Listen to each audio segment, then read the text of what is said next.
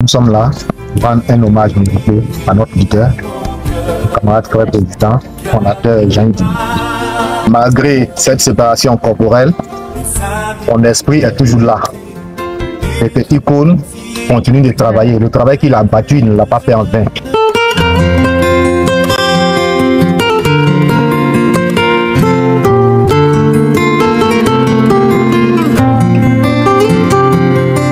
Les mots s'envolent, les vœux sont...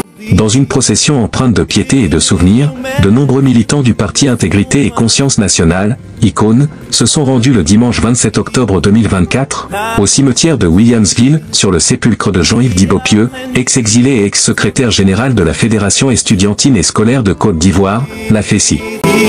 Mon cœur, calme ma douleur.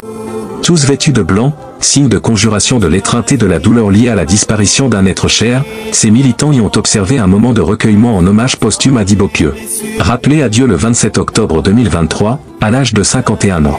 Ex-fondateur du parti ICON. Mon cœur, ô Seigneur, mes amis m'ont quitté. Des prières ont été dites par Rachel Dibopieux, sœur aînée de l'ex-SG de la FESI, de 2001 à 2003.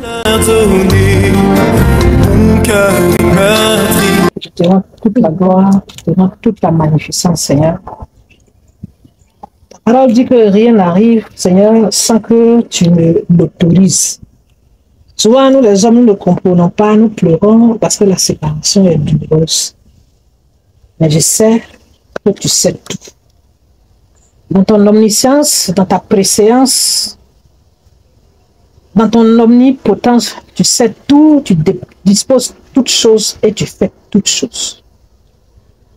Ma prière cet après-midi, c'est que tu guérisses nos cœurs. Tu as pris Jean-Yves au moment où tu l'as voulu. Qui sommes-nous pour te demander pourquoi, comment, quand et où? Parce que nous n'étions pas là quand tu lui donnais le souffle de vie. Tu fais les choses dans ta souveraineté et on ne peut que te rendre la gloire au nom de Jésus. Je prie seulement, éternel Dieu, que tu nous donnes le courage d'accepter ta volonté. Que tu nous donnes le courage d'avancer. Il a fait sa part, il est parti.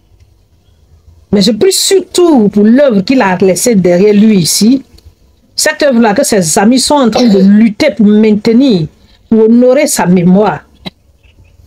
Papa, je te confie celui-là aujourd'hui qui est au devant de cette œuvre-là, qui s'appelle aussi Yves. Tu as pris Yves, tu as donné un autre Yves, Seigneur. C'est que décidément à la tête de cette organisation, tu aimes les Yves. Mais je prie que tu lui donnes la force, que tu lui donnes la sagesse qu'il faut, que tu lui donnes le courage qu'il faut. Que tu lui donnes la grâce qu'il faut, papa.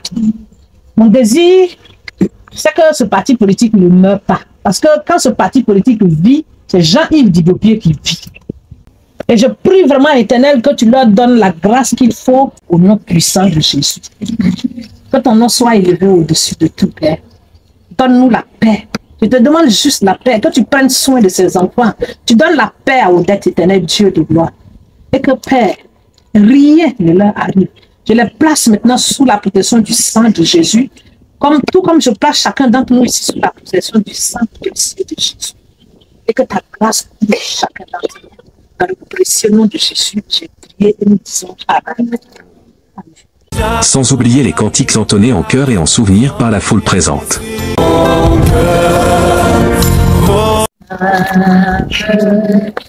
Oui, aucun de ses bienfaits. Bénis le Seigneur, ô mon âme. Bénis le Seigneur, amen.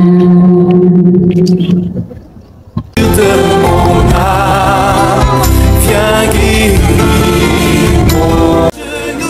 Dans cette dynamique, aidé de l'épouse du défunt, Aka Odette Dibopieux, le président Mayobou Ogadadei va déposer une gerbe de fleurs sur la tombe. Maculée par la suite d'huile sainte par l'épouse du défunt. avant de situer le sens et le contexte de cette présence au cimetière de Williamsville. Nous sommes venus traduire à notre chef, notre guide, le fondateur de notre parti, toute notre dévotion à sa personne, quoique n'étant plus parmi nous depuis le 27 octobre 2023. Nous sommes surtout là pour lui réitérer et lui traduire notre engagement infaillible à poursuivre la lutte là où l'a laissé. Nuit après nuit, je me demande pas. Guéris mon cœur des blessures de mon âme. Viens guérir mon cœur. Oh. Nous sommes là pour un hommage à notre bien-aimé, regretté, Jean-Yves Diboupieu.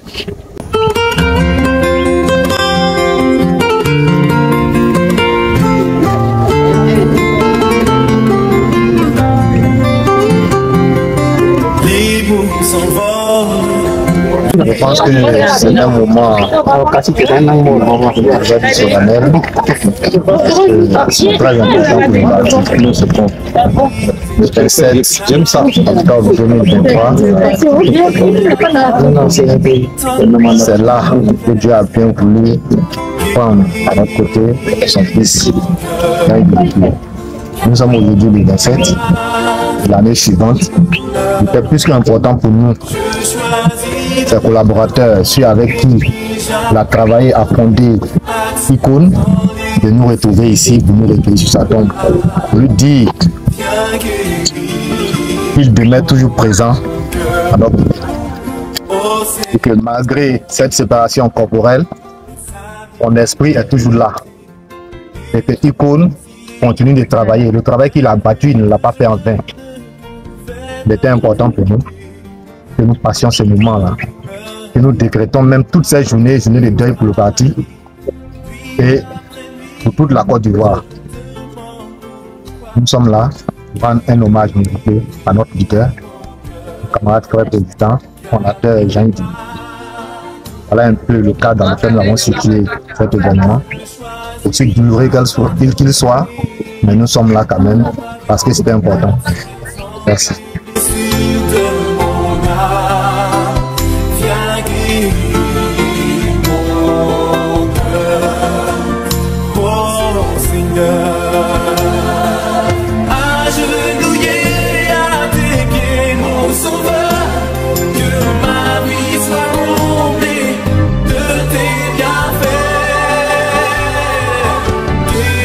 Aidons en vivre, en non-vivre et en numéraire ont été faits à la famille, des mains du président Mayobo qui y a passé, en compagnie des membres de son bureau, un temps de communion, de partage et d'échange. En mémoire à Jean-Yves Diboupieu, aujourd'hui inscrit au Panthéon des combattants pour la démocratie en Côte d'Ivoire.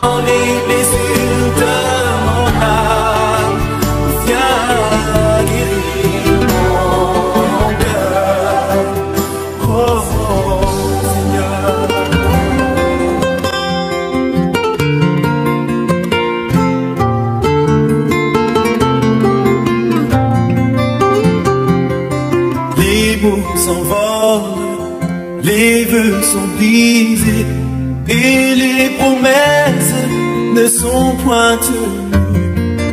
Une famille divisée, l'amour déchiré, nuit après nuit, tant de larmes j'ai versé. Je suis Milay Fred, deuxième vice-président, chef du cabinet du président et aussi porte-parole du président du parti. Et cette fonction-là, c'est Feu Diboupieu même qui m'avait nommé. Et j'ai été celui-là qui a porté la parole lors de la visite officielle de Charles Blé Goudé ici. Et notre président m'a renouvelé sa confiance, son successeur. Et aujourd'hui encore, je porte la parole du président. Quelques années en arrière, quand on venait ici, c'était à la demande du président Jean-Yves Diboupieu. Nous, on s'asseyait là où vous êtes et lui s'asseyait ici. Aujourd'hui, nous sommes là, plus à sa demande, mais pour sa cause. Et nous sommes là où il doit être. Et vous êtes là où nous devons être. C'est-à-dire que tout ce monde-là cherche à combler un vide. Et donc, notre président nous exhorte à travailler tel qu'on a été formé par Feu Jean-Yves Diboupieu. Alors, Jean-Yves Diboupieu est attaché à la formation et à la valeur humaine, le président de notre parti, le président Maïbo Yves, a fait une promesse à notre fils Stan. Et donc aujourd'hui, au nom de toute la direction et en son nom personnel, cette promesse sera honorée.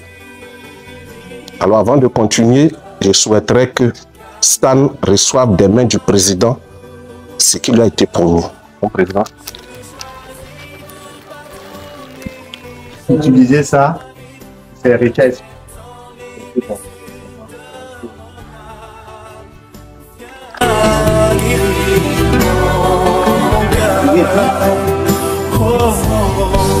À nos rencontres, que ce soit une séance de travail, des échanges ou un meeting, une rencontre comme ça, il donne un caractère festif. Et aujourd'hui, le président et toute la direction également, nous sommes arrivés parce que nous avons des enfants ici, nous avons une femme ici, nous avons des parents ici. Alors le président a bien voulu donner ses présents à la maison, à notre femme, à nos enfants, à tous nos parents qui vivent ici. Et aussi, il a décidé, avec la direction bien entendu, de donner cette enveloppe de 65 000 francs à la famille. Donc, chers parents, l'année dernière, à cette même période, nous pleurions. Aujourd'hui, nous nous recueillons. Et pour nous, le plus important, comme l'a dit notre secrétaire exécutif national, c'est de ne pas laisser mourir Icône. Parce que laisser mourir Icône, c'est tuer Jean-Yves Diboupier 2 fois. Et tous ensemble ici, avec le leadership de notre président, nous sommes engagés. Les portes sont ouvertes, Diboupier n'étant plus là, on peut se retrouver partout. Et on sait aussi où se trouve le restaurant, où il y a l'argent. Mais il nous a formés de façon à ce que, quelle que soit la situation, nous ayons la force de ne pas tomber. Et il y a des gens qui étaient avec lui, mais qui manquaient de la persistance et de la résistance. Et donc, à la moindre tribulation, c'est la chute. Nous, on ne saurait justifier cela. Nous allons marcher dignement comme lui. Nous allons marcher de façon à ce que Icône, comme l'a dit le secrétaire exécutif national, soit parmi les top 5 et pourquoi pas demain le premier parti de Côte d'Ivoire.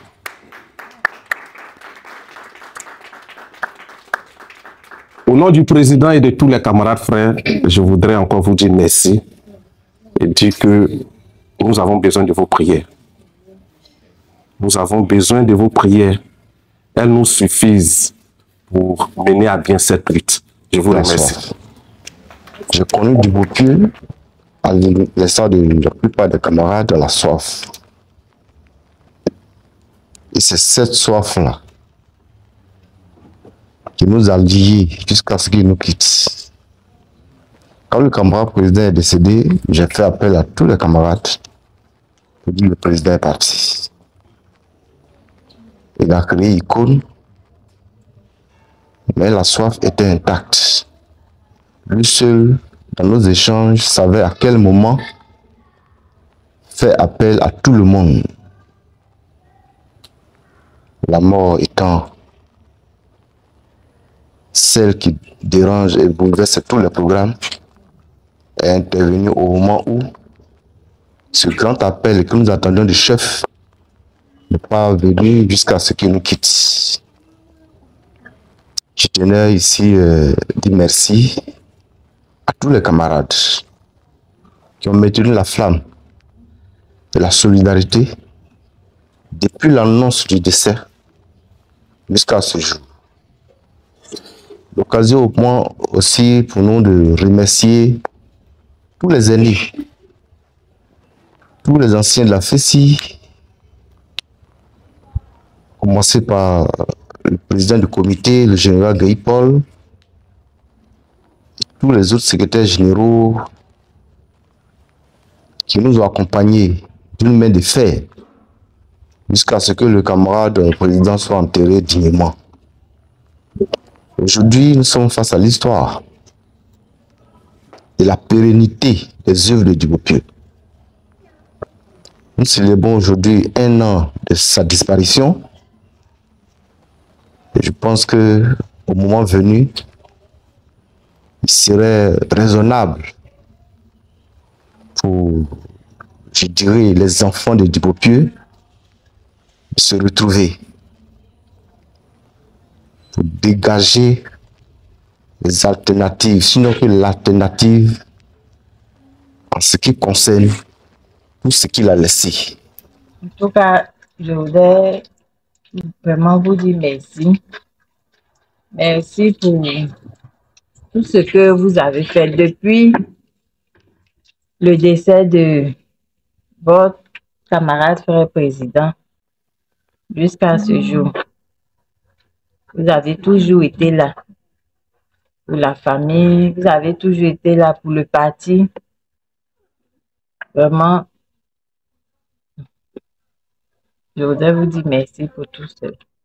Et que vraiment, je prie pour que Dieu même y mette la main sur vous, sur le parti Icône, pour qu'on puisse prospérer et aller à de meilleurs horizons. Donc vraiment, merci. On ne peut que vous dire merci. Il n'y a pas un autre mot que ça. Merci pour la considération. Parce que vous n'étiez pas obligé de suivre ce que Jean-Yves a créé. Chacun pouvait aller de son côté.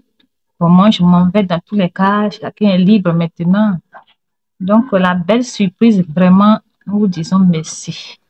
Jean-Yves m'a suivi biologiquement. C'est lui qui vient après moi, même père, même mère, comme on le dit. Jean-Yves m'a suivi aussi à la FESI. Moi, je fais partie de la première génération de la FESI à Marshall. Voilà. Il m'a suivi à la FESI. Dieu lui a fait grâce de montrer les échelons pendant que moi, j'étais déjà parti. Et Jean-Yves m'a suivi en politique. Jean-Yves m'a suivi dans la gauche. Donc, vous comprenez un peu l'affinité qu'il y avait entre nous. Et pour la petite anecdote, toutes ces images-là, quand il était enfant, quand on était bébé, il aimait beaucoup me suivre aussi. Il me suivait partout, il me faisait des histoires chaque fois, mais il était toujours derrière moi. Et ma maman lui demandait, mais tu lui fais pas là, mais chaque fois tu la suis partout. Et je me rappelle, notre père était enseignant. Et un jour, il m'a suivi. Moi, quand papa va à l'école, moi, je suis une fille à papa. Je me lave et puis je m'en vais m'asseoir. Papa enseigne, il finit à midi, on vient à la maison. Donc, il avait piqué ça et il me suivait. Et un jour, on est parti, là, papa enseignait, c'était un jour du marché. Et dans le temps, quand on était petit, il y avait des bonbons qui étaient sortis avec des bagues. Il y avait des petits sachets avec des bonbons et des bagues dedans. Et quand papa nous a donné l'argent au moment où on rentrait, moi, j'ai acheté la bague et puis j'ai oublié mon petit frère au marché. Donc, j'arrive à la maison, maman me demande, mais où est ton petit frère? Et puis, j'ose les épaules, la femme, elle est paniquée. Elle dit, mais comment tu oses tes épaules? Là, c'est là que je me suis rendu compte que j'ai laissé mon petit frère au marché. Parce que j'avais eu des bonbons avec un sachet et je l'ai laissé là-bas. Donc, je m'en vais m'arrêter maintenant sur la route parce que tous ceux qui venaient du marché, là, ils passaient devant notre maison. Et il a tellement pleuré qu'il y a eu une dame qui l'a pris. Il lui a donné à manger de la ticket, il l'a mis au dos. Donc, la dame passait. Quand je l'ai vu, j'ai attrapé les pieds déjà. Il dit, maman, voilà, Jean. Il a dit, non, hein, c'est pas ton petit frère. Moi, j'ai ramassé mon enfant au marché. Là, je ne pouvais plus le laisser partir. Vous voyez, j'ai attrapé, j'ai crié. Maman est venue. Elle a dit merci à la dame. Et puis, elle a pris Jean-Yves. Je fais tout ça pour dire à quel point il m'aimait, en fait. D'ailleurs, je pense que c'est moi qui aime Jean-Yves, mais Jean-Yves m'a beaucoup aimé en tant que sa grande sœur. En tant que sa grande sœur. Nos grandes soeurs se sont bien occupées d'elle. Voilà la maman de Jean-Yves qui est assise ici parce que quand elle était petite, c'est elle qui s'occupait de lui en fait. C'est sa maman. C'est ce que je disais aux enfants. Elle dit c'est Adèle qui est la maman de Jean-Yves. Mais moi, je suis sa grande sœur. Donc, quand il était en prison, cette image de le laisser au marché m'a beaucoup travaillé. Et je disais, mais je l'ai laissé au marché un jour. Je ne peux pas le laisser en prison. Et chaque fois quand je dormais, c'est cette image de laisser Jean-Yves au marché là, qui me travaillait. Et je me suis battue par la grâce de Dieu, il est sorti. Moi, je ne m'attendais pas à ça. C'est la dernière des choses à laquelle vraiment je m'attendais. Et ça m'a complètement déstabilisée, je peux vous l'affirmer, je peux vous l'avouer. Mais comme je suis chrétienne, je m'approche beaucoup à Dieu.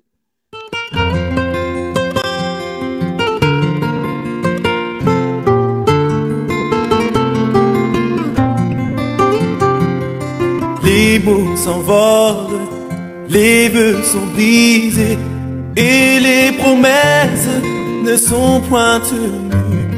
Une famille divisée, l'amour déchiré, nuit après nuit, tant de larmes j'ai versé.